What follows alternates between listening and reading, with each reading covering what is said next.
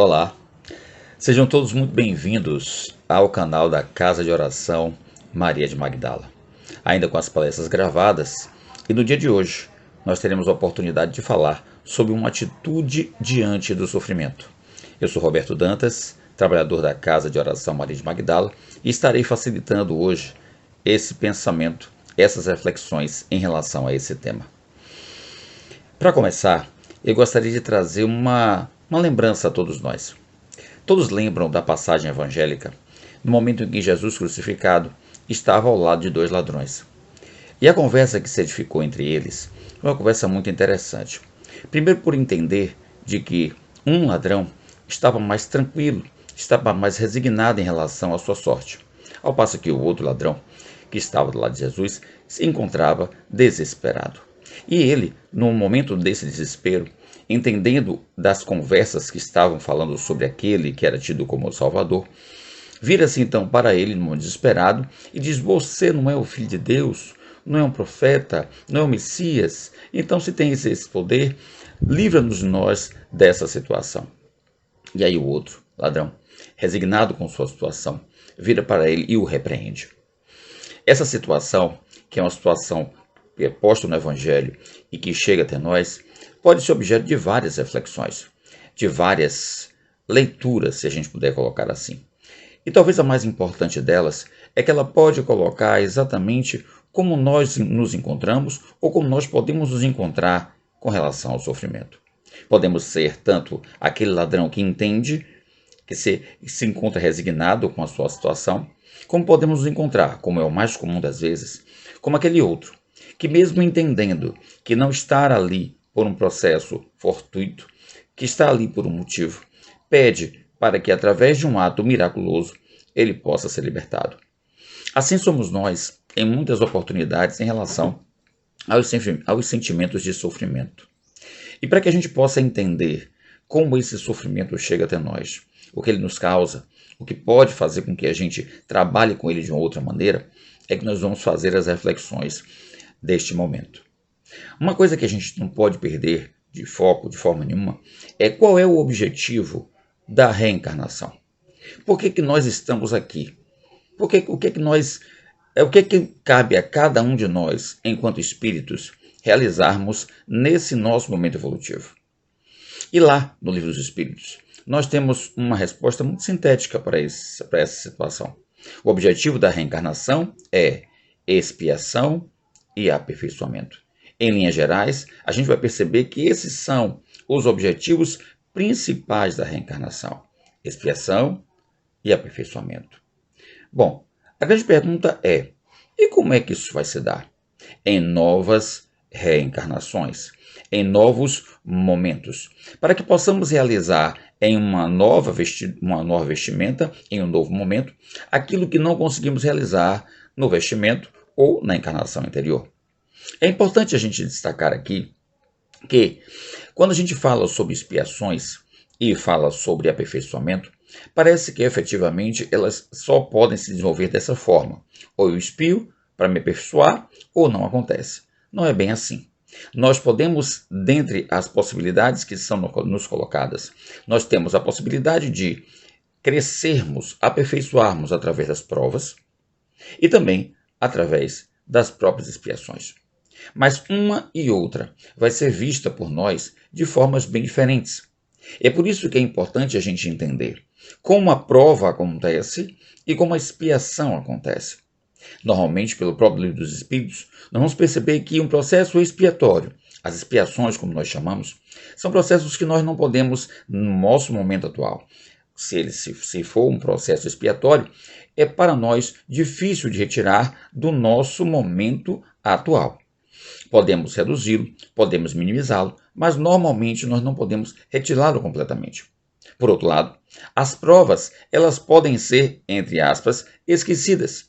Elas podem ser, de uma certa maneira, deixadas para lá, mas, em algum momento, elas vão ressurgir. E a depender da nossa necessidade, elas podem ressurgir como expiações.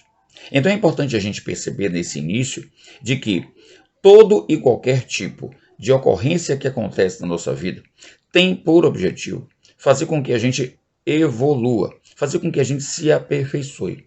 E naturalmente que tanto as provas e como as expiações, elas vão trazer algum nível de sofrimento. E como como nós lidamos com esses sofrimentos? Aí é que é o grande diferencial. Primeiramente, é importante nós entendermos que sofrimento, da forma como a gente entende, ele é real, a gente entende que isso acontece, basta olharmos à nossa volta, mas como nós vamos fazer a leitura desse sofrimento é um processo que varia muito, varia demais.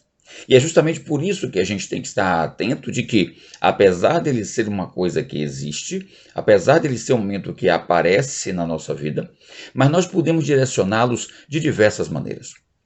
Joana de Ângeles, no seu livro O Homem Integral, ela teve a oportunidade de passar algumas questões muito interessantes. Ela teve a oportunidade, por exemplo, de trazer para todos nós algumas situações e alguns pensamentos que hoje se fazem extremamente importantes. A primeira delas, talvez a mais importante dentro dessa gama de reflexões que ela trouxe, é de que o ser humano, segundo Joana, teria perdido o endereço de Deus. Observe o que Joana de Ângeles traz nesse livro, O Homem Integral. Ela traz, vou repetir, o ser humano teria perdido o endereço de Deus. E ao perder esse endereço, o ser humano não teria encontrado a paz. Essa colocação de Joana é extremamente importante, porque na realidade, todos nós acreditamos em Deus, ou pelo menos a maior parte de nós acredita em Deus. E buscar ter Deus nas nossas vidas é, de uma forma geral, o objetivo de todos nós. E como é que a gente perde o endereço de Deus? Esse que é o grande detalhe. E, ainda no mesmo livro, Joana nos diz que, ao perder o endereço de Deus, nós perdemos o endereço de nós mesmos. Olha que coisa interessante. Claro, porque só vamos observar que fomos criados por Deus. Nós somos as suas criaturas. Nós estamos ligados a Deus de forma eterna. Desde o momento em que fomos criados até os finais dos tempos, até o momento que tudo terminar, que a gente sabe que não termina, né? Mas pela eternidade inteira, nós estaremos vinculados ao Pai, sempre. Tanto isso é verdade que a gente vai no próprio Evangelho e vai perceber que Jesus já dizia: eu e o Pai somos um. No momento que a gente encontra o endereço de Deus, nós encontramos o nosso endereço. Porque nós estamos, ou pelo menos esse é o objetivo, deveremos estar na mesma sintonia, na mesma energia que o Pai está. Nós deveremos falar, como Jesus falou lá atrás, de que Ele e Deus eram uma única pessoa, um único grupo, na perspectiva de que Ele, Jesus, expressava exatamente aquilo que era a vontade de Deus. Então cabe a nós, de uma certa maneira, também buscarmos expressar, através das nossas atitudes, através dos nossos comportamentos, esse mesmo sentimento divino que está presente em nós em potência e que precisa ser desenvolvido. Mas o sofrimento, ele vai muitas vezes chegar na nossa vida de diversas formas. Mas Joana, ela coloca ela coloca basicamente no seu livro O Homem Integral, 4 que ela considera como sendo gigantes da alma. E esses gigantes da alma, talvez, hoje em dia, principalmente pelos processos da pandemia, principalmente por todas essas mudanças que nós estamos passando por esse momento, desde o ano passado para cá, talvez a gente consiga entender um pouco mais hoje esse livro que chegou até nós em 1985, com um pouco mais de profundidade. Então, Joana disse, por exemplo, que o primeiro grande gigante da alma, aquele que vai efetivamente contribuir de maneira muito forte para que a gente possa ter um momento de sofrimento, é a rotina. Por incrível que pareça. E aí a gente vai conversar com algumas pessoas, né, aquelas que são extremamente organizadas, aquelas que gostam, que têm né, são metódicas, têm uma determinada vontade de resolver tudo certinho, tudo organizado. Mas essa rotina, ela deve ser pautada por aspectos que libertem o ser e não o aprisionem. Tanto no sentido positivo, como no sentido negativo. Como assim, como sentido positivo, como sentido negativo? Bom, vamos observar. Se eu tenho uma rotina de acordar todo dia cedo, me aprontar para ir para o trabalho, realizar meu trabalho e retornar, essa rotina, ela pode ser considerada como uma rotina positiva. Mas essa rotina positiva, ela não deve ser um fator de desequilíbrio para mim. Eu não devo me irritar porque eu acordo cedo para ir para o trabalho. Eu não devo me irritar porque eu trabalho todos os dias. Eu não devo me irritar porque eu de repente vou para um trabalho que de repente não é meu. Eu não devo me irritar porque eu não tenho uma quebra dessa mesma rotina. Ou mais que isso, eu não devo também me desequilibrar porque por algum momento, de repente por algum motivo, eu não pude trabalhar naquele dia. É necessário que eu me entenda nessa rotina como aquilo que me cumpre realizar naquele dia, sem arroubos, sem desequilíbrios, sem desajustes. É assim que me cabe observar. Do mesmo jeito, se eu tiver uma rotina negativa, como é que isso vai funcionar? Bom, vamos imaginar que eu tenha a rotina de todo dia dormir muito tarde. Tá? Eu chego em casa cedo, chego em casa às 7 da noite e fico de repente assistindo televisão, ou de repente até acompanhando as coisas pelos canais do YouTube, ou até mesmo assistindo algum filme, alguma coisa, e fico até tarde fazendo isso, comprometendo de repente o meu sono. Então, eu tenho que perceber que essas rotinas, elas não devem ser utilizadas como um fator para me desequilibrar enquanto espírito. É claro que nós estamos falando em linhas gerais. Tem pessoas que efetivamente conseguem dormir bem, conseguem dormir tranquilamente em 4 horas. Elas conseguem se recuperar nesse tempo. Tem pessoas que precisam de mais tempo. Mas o ponto aqui, o que Joana quer nos trazer, é que muitas vezes essas rotinas, elas acabam funcionando como um fator de desequilíbrio. Hoje, talvez, com a questão da pandemia, a gente consiga perceber isso com um pouco mais de profundidade. As pessoas, de repente, elas não têm mais aquela possibilidade, ou pelo menos estão limitadas nessa possibilidade de ir onde querem ir, de ficarem até a hora que querem ficar, de se relacionarem com quem quiserem se relacionar. Em função de uma pandemia, muitos de nós estão em casa, muitas vezes muito mais tempo do que gostaria. E essa rotina acaba funcionando com que a gente tenha um sofrimento. Como eu gostaria, alguns dizem, como eu gostaria de ir a uma praia, como eu gostaria de ir a um cinema, como eu gostaria de ir a um show, como eu gostaria de simplesmente dar uma passeada pela rua. Esses processos todos são justos, esses sentimentos são justos, mas é necessário que a gente não permita que esses sentimentos nos desequilibrem. É necessário que a gente não torne esses sentimentos atos de sofrimento, que podem fazer com que a gente possa, inclusive, desenvolver processos bem mais complexos.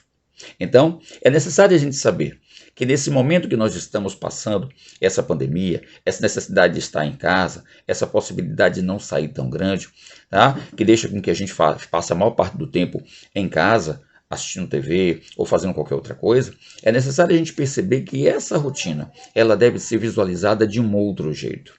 E essa visualização da rotina que vai fazer com que a gente possa ter realmente, ou pelo menos manter, esse sentimento de sofrimento mais distante de cada um de nós.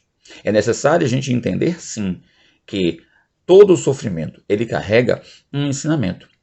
Então não é à toa que nós estamos hoje obrigados, ou pelo menos estimulados a ficarmos mais em casa, a não interagirmos mais com aquelas pessoas que faziam parte do nosso círculo.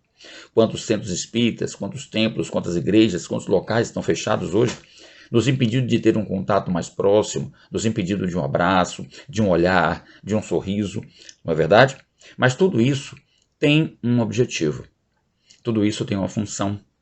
E é necessário que eu saiba direcionar esse sofrimento, porque ele pode chegar até nós, ele pode chegar sim, mas é necessário que a gente possa significá-lo da forma correta. É necessário que a gente não se deixe arrastar por ele, para que a gente possa não se deixar vencer por esse gigante da alma. Por esse gigante da alma que pode nos desequilibrar e muito se nós o permitirmos. É por isso que Joana o coloca como um dos gigantes da alma, capazes de realmente fazer com que a gente perca um pouco do nosso foco, um pouco do nosso objetivo e nos deixarmos vencer pelo sofrimento e pelo desespero. Um outro gigante da alma colocado por Joana, e esse efetivamente hoje é demonstrado como um grande gigante da alma efetivamente no mundo material também, é a ansiedade. Sofremos de uma ansiedade muito grande. E é importante a gente perceber que a ansiedade ela não é uma coisa não natural. Ela é uma coisa natural. Todos nós temos um nível de ansiedade. É natural a gente, por exemplo, antes de uma prova, nos sentirmos ansiosos. Antes de um encontro com uma pessoa querida, nos sentirmos ansiosos. Antes de um programa de TV muito desejado. Antes de um filme. Antes de um projeto que a gente quer realizar. É muito natural que todos esses sentimentos venham. O problema é que muitas vezes essa ansiedade ela perde um pouco, ou melhor, nós perdemos um pouco do controle sobre essa ansiedade e ela acaba se tornando algo muito maior do que deveria. Nós muitas vezes podemos perceber situações que são muito complexas. Eu me lembro, por exemplo, de uma situação vivida há mais de 20 anos atrás, que me foi compartilhada por um professor. Aliás, esse professor, colega meu, ele saía sempre com coisas muito interessantes, né? Ele saía com várias didáticas, né, que para nós naquela época eram consideradas como não ortodoxas, mas que funcionavam. E ele me contou que ele teve uma aluna que ele nunca teve antes na vida. Essa aluna era uma aluna excelente, participava muito da aula dele, ela era o curso de inglês. E essa aluna, ela chegava cedo, fazia todas as atividades, era muito comprometida, participava bastante da aula.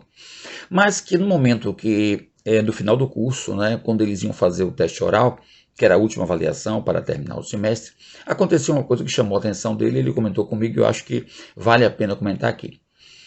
Que no momento em que ele chegou, né, na escola para poder realizar o teste oral dessa turma, ele percebeu que ela já estava. E quando ele preparou a sala para a prova, etc, e que abriu a porta e a chamou, ela estava sozinha, não tinha outros alunos, outros colegas não tinham chegado, e ele então olhou para ela assim, vamos? E ela falou assim, não, agora não, eu não quero ser a primeira.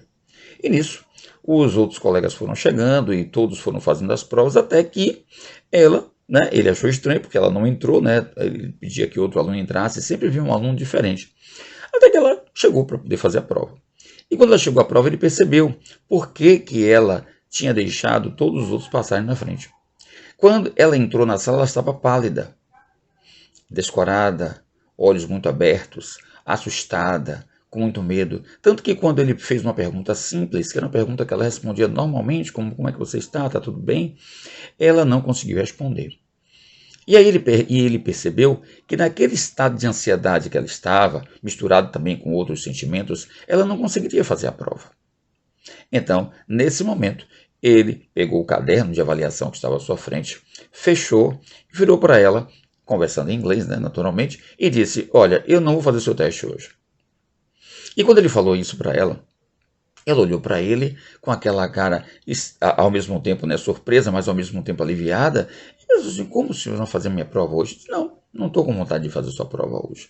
Vamos deixar a sua prova para poder fazer na semana que vem.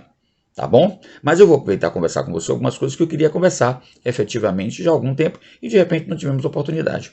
E começaram a conversar e passaram meia hora conversando. Tudo em inglês. Ao final da conversa, ele disse, bom, já está na hora, eu agora vou lhe despedir e na próxima semana você passa aí para pegar a sua nota. Ela olhou para a cara dele, minha nota? Na minha prova não vai ser semana que vem. Ela disse, não, eu acabei de fazer sua prova oral aqui nessa conversa que a gente teve. Então, meus amigos, esse exemplo mostra o como um nível de ansiedade pode ser tão grande, capaz de nos paralisar. O caso dessa aluna, ela é bastante significativo, porque ela não conseguiu controlar, mesmo com todo o conhecimento que ela tinha, e olha que ela era considerada, segundo esse meu colega, a melhor aluna da turma, mesmo tendo aquele conhecimento, um fator emocional foi capaz de fazer com que ela travasse e não conseguisse naquele momento se preparar para uma coisa que iria acontecer. Muitos de nós está assim hoje em dia. Existe, por exemplo, hoje, eu que trabalho como professor percebo, muitas coisas entre os adolescentes. Os adolescentes eles têm uma verdadeira, talvez, fobia em errar. Eles não querem errar. Eles só querem fazer uma coisa que seja certa desde a primeira vez, quando na realidade o errar é nosso. é do nosso momento evolutivo. Nós estamos ainda saindo de um plano, ou melhor, de um planeta de provas e expiações para um plano ou um planeta de regeneração. Então, tentativa e erro é uma coisa perfeitamente natural do nosso momento. Mas muitos, por esse processo de ansiedade, acabam realmente ficando muito paralisados e, na possibilidade de errar, não tentam. Então é necessário que a gente entenda assim que a ansiedade hoje, ela em todas as áreas ela acontece. E é necessário que a gente perceba, de alguma maneira, que precisamos trabalhar com isso para que essa ansiedade não se converta em sofrimento para cada um de nós. A ansiedade, mal controlada, ela realmente pode trazer problemas, não só problemas no trato das coisas que a gente precisa, como também tratos a longo prazo, inclusive médicos, porque alguns transtornos de ansiedade necessitam ser trabalhados de uma maneira mais profunda, inclusive com remédios. E quando a gente pode fazer, tentar pelo menos, manter uma posição de mais controle sobre essa ansiedade, já desde pequeno. Sabe? E já desde com os nossos filhos, com os nossos sobrinhos, com todas aquelas pessoas, ou melhor, com todas aquelas crianças que estão a nosso alcance, de uma certa maneira, de dar a eles essa tranquilidade, para que eles possam controlar da melhor maneira possível essa ansiedade que sentem. Bom, mas além da rotina, além também da ansiedade, o ser humano tem um outro gigante da alma, e esse talvez seja o que afeta a todos nós, uns mais ou menos, que é o medo. Se uns não sofrem pela rotina, se uns não sofrem efetivamente por uma ansiedade exacerbada, mas muitos efetivamente possuem um medo muito grande. E hoje, nesse período de pandemia, esse medo talvez fique muito patente. Quantos hoje a gente pode falar de pessoas, companheiros nossos, que estão verdadeiramente desesperados com a possibilidade de pegarem Covid? Que estão desesperados com a possibilidade de terem um ente querido que peguem Covid? Não necessariamente porque isso é uma coisa errada ou um sentimento ruim, não. Mas é necessário a gente entender, e a gente vai voltar àquilo que Jonas fala. O ser humano perdeu o endereço de Deus. É necessário que a gente entenda que esse endereço de Deus, quando nós o buscamos para estar como Jesus nos dizia. Eu e o Pai somos um. A realização da vontade de Deus em nossas vidas, no nosso processo, se faz necessária. Então é importante que a gente perceba isso de maneira muito clara. Então não que a gente não tenha medo, o medo é natural e é justo, mas é importante que esse medo não nos paralise. É importante que ele não nos faça sofrer além da conta. Tem pessoas efetivamente hoje, eu inclusive conheço algumas, que elas não saem de casa de forma alguma. Elas estão completamente indicadas porque elas acreditam que se saírem, elas pegarão o Covid e que ao pegarem Covid, elas desencarnarão por causa disso. A gente sabe, a própria doutrina repete isso, né? Em alguns momentos, não no Evangelho, mas repete, tá? Que não cai, né? O próprio Evangelho traz isso, né? Não cai um único fio de cabelo sem que o Pai o permita. Nós sabemos disso. Isso não nos exime da responsabilidade de nos cuidarmos, de fazermos as prevenções, de fazermos o isolamento, de utilizarmos a higienização, tá? De buscarmos efetivamente utilizarmos máscara quando formos sair às ruas para nos prevenir e prevenir todos aqueles que nos odeiam. Mas efetivamente esse receio, ele tem que ser um receio equilibrado, senão nós sofremos. Sofremos efetivamente e aí é uma questão importante. Esse sofrimento é real ou ele é imaginário? Muitos vão dizer que é real porque a doença está aí. Sim, verdade. Mas muitos vão dizer que é imaginário porque nós não estamos com a doença. Não é verdade? Então, se não estamos com a doença e se estamos fazendo tudo que está a nosso alcance para nos prevenirmos, por que o medo exacerbado? Por que esse descontrole? Eu conheci uma pessoa, né, e não chegamos a ter uma relação de amizade, mas eu conheci uma pessoa que ela tinha um medo muito grande de perder o emprego, né? E por causa disso, muitas vezes ela acabava não dizendo que não podia fazer tal coisa porque ela achava que perderia o emprego. E quando a empresa que ela trabalhava teve uma dificuldade, ela foi uma das primeiras pessoas a perder o emprego. Interessante isso, né? Aí você diz, ela tinha uma premonição, ela achava que seria... Não necessariamente. Muitas vezes a gente sabe hoje que quando a gente vibra com um pensamento.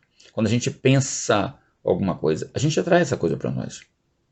A gente sabe que o Pai, ele tem tudo determinado para nós. Nós temos um planejamento reencarnatório para isso. Se nós tivermos que passar pela experiência, lembra o objetivo da encarnação? Se tivermos que passar pela experiência de perdermos o emprego, de ficarmos desempregados, então passaremos por essa experiência. Isso não quer dizer que a gente não deva ter os cuidados para manter os nossos empregos. Não é isso. Muitas vezes a gente confunde o fundo com a palavra, quando na realidade a gente não deve confundir uma coisa com outra. A palavra ela vai trazer, mas existe sempre um fundo. O fundo é, pelo fato de eu ter que passar pela experiência de desemprego, significa dizer que eu tenho que ter pouco caso com os meus empregos? Não. Eu tenho que procurar fazer tudo para mantê-los, mas eu tenho que também dizer ao meu empregador qual é o meu limite. Se eu tenho condição de fazer ou se eu não tenho condição de fazer. Se eu tenho condição de realizar ou se eu não tenho condição de realizar. Mais uma vez, as escolhas são nossas, mas quaisquer que sejam essas escolhas, é necessário que a gente não faça disso um movimento para que a gente possa se desequilibrar. O medo da morte, o medo do desemprego, o medo de repente, por algum motivo, passar por um problema de saúde, né? Ter uma doença mais séria, uma doença que nos incapacite de trabalhar, uma doença que nos incapacite para andar. Todos esses medos, eles são justos? São. É natural que a gente pense assim.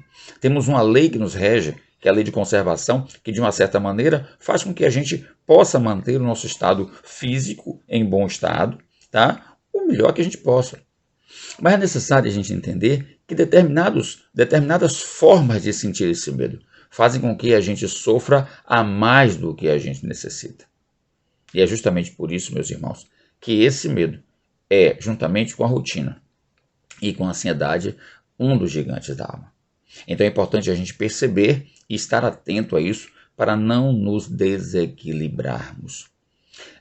Quando eu estudava na Faculdade de Letras, eu tive uma aula com uma professora Rosalta de latim e uma das colocações que ela falava para mim em latim e que ficou na minha cabeça até hoje e que a gente tem isso na literatura também é que in medium virtus, ou seja, a virtude está no meio. E é justamente isso, esse equilíbrio desses nossos sentimentos, para que a gente não supervalorize e com isso sofra além da conta. Sofra além do que a gente efetivamente tem que sofrer. Esse talvez seja justamente o grande caminho para que a gente não se deixe levar por todos esses gigantes da alma de forma desequilibrada. Mas existe mais um gigante da alma, e esse que também hoje talvez possamos entender com muito mais propriedade hoje em dia em função da pandemia, que Joana nos traz, que é a solidão. A solidão que hoje talvez esteja sendo experienciada por muitas pessoas, né? Porque estão em casa, sozinhas, principalmente algumas que são idosas, né? Para que não tenham cuidado, para que não tenham contato com ninguém da família que seja mais moço e de repente venha a pegar o vírus e venha a desenvolver a doença. Mas o importante é que a gente entenda que existe uma diferença de você da solidão para você ser solitário. Tá? Existe uma diferença muito grande. A grande pergunta será que nós estamos em algum momento efetivamente sozinhos? Bom, eu acredito que não. Tá? Dificilmente a gente vai estar completamente só. Né? Sempre estaremos com algum espírito próximo a nós. O nosso anjo guardião, os nossos entes queridos, até mesmo os espíritos dos nossos obsessores, tá? Embora tenham outros propósitos, mas muitas vezes eles estão ali nos acompanhando, vendo o que é que a gente está fazendo, as escolhas que nós estamos tomando, mas dificilmente nós vamos estar completamente sozinhos. E quando nós temos, e aí voltando à citação de Joana, por isso que eu trouxe essa citação como uma citação primeira. Quando nós temos o endereço de Deus, nós nunca estamos sozinhos. Porque nós estamos sozinhos quando nós perdemos o endereço de nós mesmos, como Joana coloca no seu livro. E nós perdemos esse endereço de nós mesmos quando nós estamos longe do endereço de Deus. Eu sei que não é muito fácil, e a ideia aqui não é tornar uma coisa que é real, porque nesses momentos que eu estou falando aqui, muitas pessoas podem pensar, não, mas eu estou sozinho. Não, mas eu me sinto solitário. Não, mas a solidão é uma realidade na minha vida. De forma nenhuma eu quero minimizar o sentimento que qualquer pessoa possa ser em relação, não só em relação à solidão, como em relação a qualquer um dos outros gigantes da alma que foram colocados aqui. É importante dizer que eu respeito todos eles. Mas é importante também, dentro dessa própria visão, que a gente traga alternativas. Alternativas para que as pessoas se empoderem e, uma vez empoderadas, elas possam traçar um caminho diferente para as suas vidas. Jesus já disse que ele veio para que a gente tenha vida e a tenha em abundância. Então, tudo, e esse vida que Jesus coloca, é uma coisa bem larga, não é a vida material. Ele fala da vida do espírito, da vida enquanto característica de eternidade. E essa vida e abundância se caracteriza justamente pelos aspectos positivos que a gente pode viver. Então, é importante a gente ter em mente que tudo, absolutamente tudo que a gente passa, são coisas que contribuem para que possamos ter essa vida em abundância. Então, a despeito de hoje, um amigo ou uma amiga, de repente, ao ver ou ouvir esse vídeo, ele se sinta um pouco incomodado pelo fato como eu estou trazendo essa questão, ou estou trazendo essas propostas, eu quero que entenda que não há uma minimização daquilo que você sente. Não. Mas existe uma possibilidade de fazer um novo caminho. Não é uma questão sozinha, tá? Mas é necessário que a gente entenda que a gente pode sim ter outros caminhos. Então, é justamente na busca desses outros caminhos que a gente vai seguir. Então, se hoje alguém se encontra em função da pandemia, se sentindo sozinho, ou não, às vezes não é nem a pandemia, antes mesmo da pandemia a pessoa já se sentia só. Então é necessário perceber que quando nós nos encontramos num momento, tá, de solidão, é necessário a gente buscar, sim, mecanismos que possam nos livrar, ou pelo menos atenuar essa solidão. E uma das coisas que Divaldo coloca, que é importante, que a gente pode levar também, que é um mecanismo para que a gente não fique preso nesse gigante da alma, Divaldo diz: quem é solidário jamais é solitário. Falando sobre a questão dos trabalhos que possamos fazer, que podemos fazer, os trabalhos espirituais, os trabalhos voluntários, nos colocar à disposição para ajudar os outros, para ouvir, simplesmente para ouvir. Muitas vezes nós somos chamados a trabalhos de maneira indireta. Às vezes a gente pensa que o trabalho é um trabalho pura e simplesmente para que a gente possa se engajar em um trabalho voluntário e realizá-lo, ou um trabalho material que nos dê o dinheiro material. Não. Às vezes nós temos um trabalho que é extremamente simplificado. Me contou um amigo, certa feita, palestrante espírita ele também, que estava num supermercado e ele estava atrasado para um compromisso. E quando ele foi comprar pouca coisa, e quando ele chega perto do caixa, vem uma senhora. E a senhora vem com alguma coisa na mão que ele não observa o que era.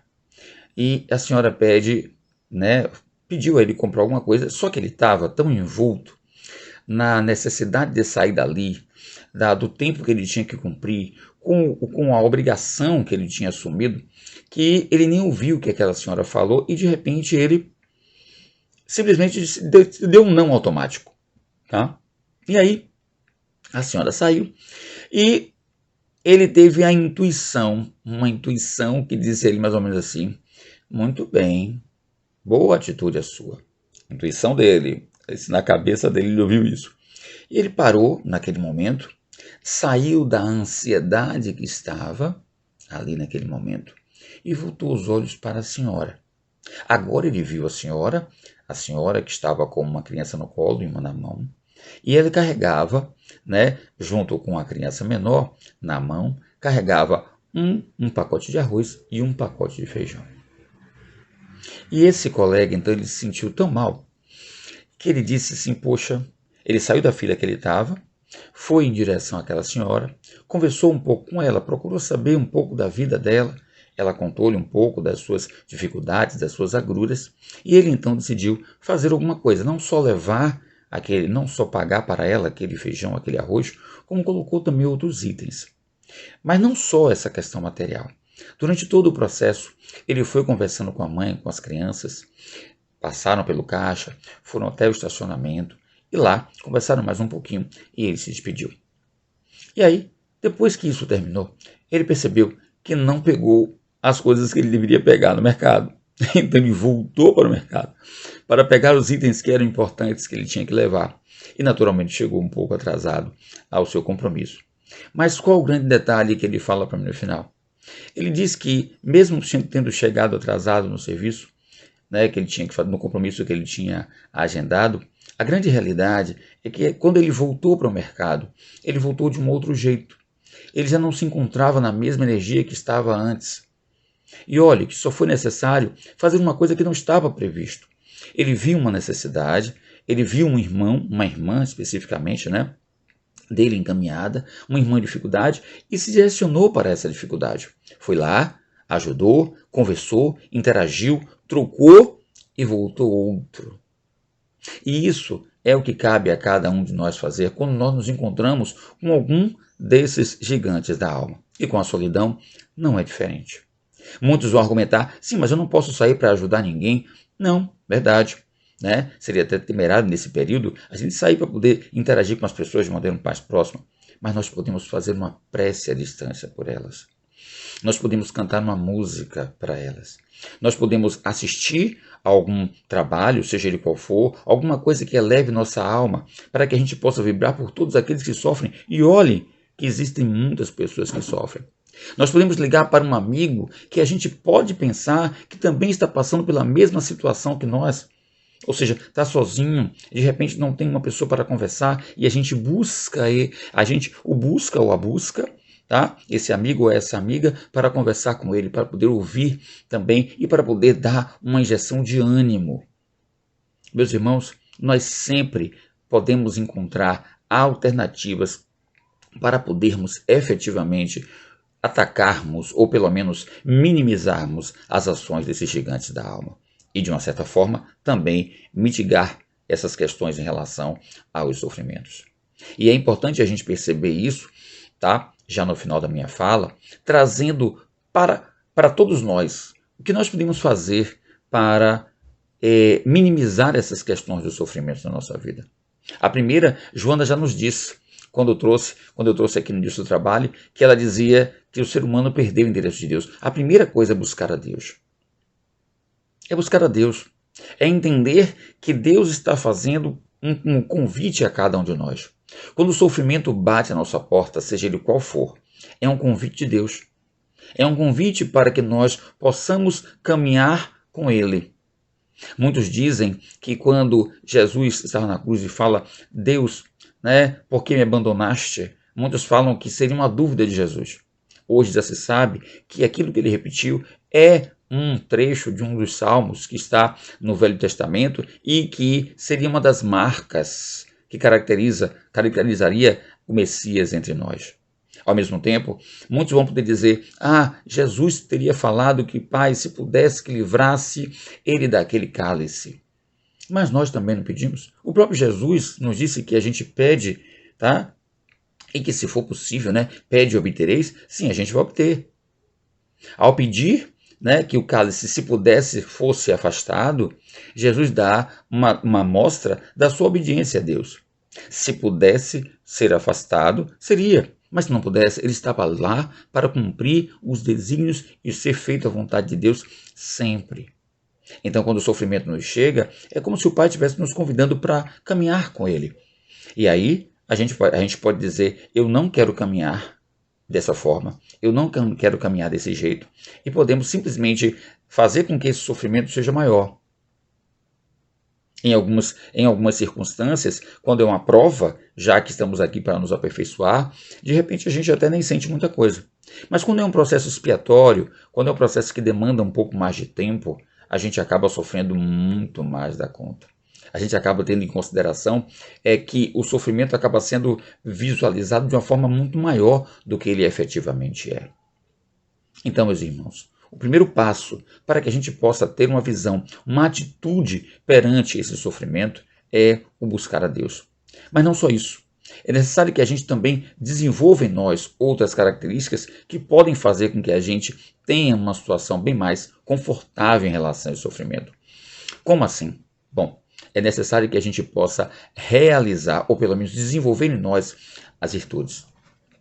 Às vezes, né, quando nós queremos coisas muito práticas, muito rápidas, queremos a solução de tudo para ontem, mas a virtude da paciência, da resignação, do entendimento, da tolerância, todas essas virtudes podem fazer com que a gente possa entender ou pelo menos minimizar as ações do sofrimento em nós.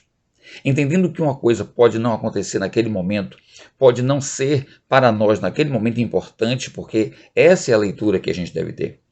Se alguma coisa que a gente quer muito ainda não aconteceu, muito provavelmente é porque naquele momento a gente não necessita dela. É necessário que a gente possa entender isso, não necessitar da forma plena. Tá? Precisamos desenvolver outras características antes de que aquilo chegue na nossa vida de maneira plena.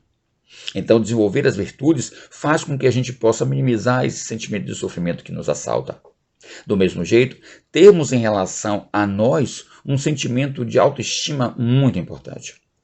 Todos, meus irmãos e irmãs, todos somos importantes. Todos. A todos Deus ama da mesma forma. A todos Deus oportuniza do mesmo jeito.